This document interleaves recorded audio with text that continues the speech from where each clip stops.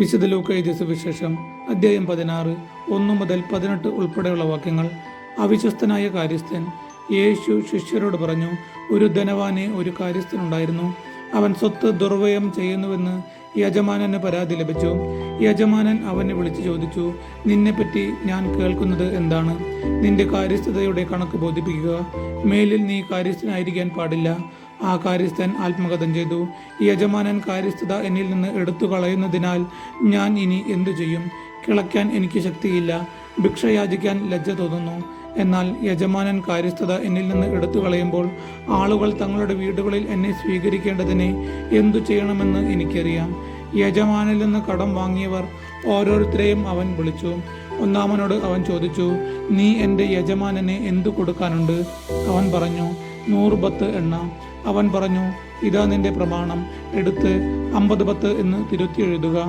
അനന്തരം അവൻ മറ്റൊരുവനോട് ചോദിച്ചു, നീ എന്തു കടപ്പെട്ടിരിക്കുന്നു? അവൻ പറഞ്ഞു, 100 കോർ ഗോതമ്പ്.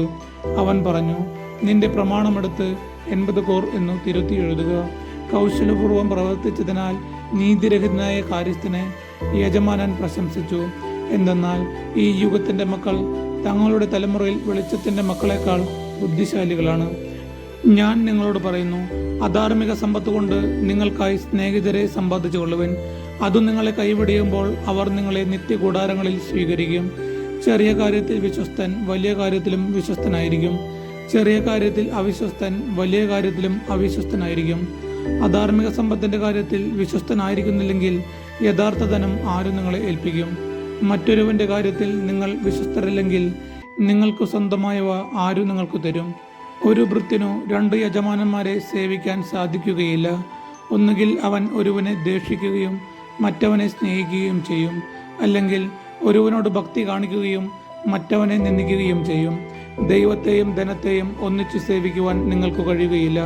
പണക്കൊതിയരായ ഫരിസായർ ഇതെല്ലാം കേട്ടപ്പോൾ അവനെ പുച്ഛിച്ചു. അവൻ അവരോട് പറഞ്ഞു, മനുഷ്യരുടെ മുമ്പിൽ നിങ്ങൾ നിങ്ങളെ തന്നെ നീതീകരിക്കുന്നു, എന്നാൽ ദൈവം നിങ്ങളുടെ ഹൃദയങ്ങളെ അറിയുന്നു. മനുഷ്യർക്ക് ഉത്കൃഷ്ടമായത് ദൈവദൃഷ്ടിയിൽ നികൃഷ്ടമാണ്. നിയമവും പ്രവാചകന്മാരും യോഹന്നാൻ വരെ ആയിരുന്നു. അതിനുശേഷം ദൈവരാജ്യത്തിന്റെ സുവിശേഷം പ്രസംഗിക്കപ്പെടുന്നു. എല്ലാവരും ബലം പ്രയോഗിച്ച് അതിൽ പ്രവേശിക്കുന്നു. നിയമത്തിലെ ഒരു പുള്ളിയെങ്കിലും അസാധുവാക്കുന്നതിനേക്കാൾ എളുപ്പം ആകാശവും ഭൂമിയും അപ്രത്യക്ഷമാക്കുന്നതാണ്. ഭാര്യയെ ഉപേക്ഷിച്ച് മറ്റൊരാളെ വിവാഹം ചെയ്യുന്നവൻ വ്യഭിചാരം ചെയ്യുന്നു.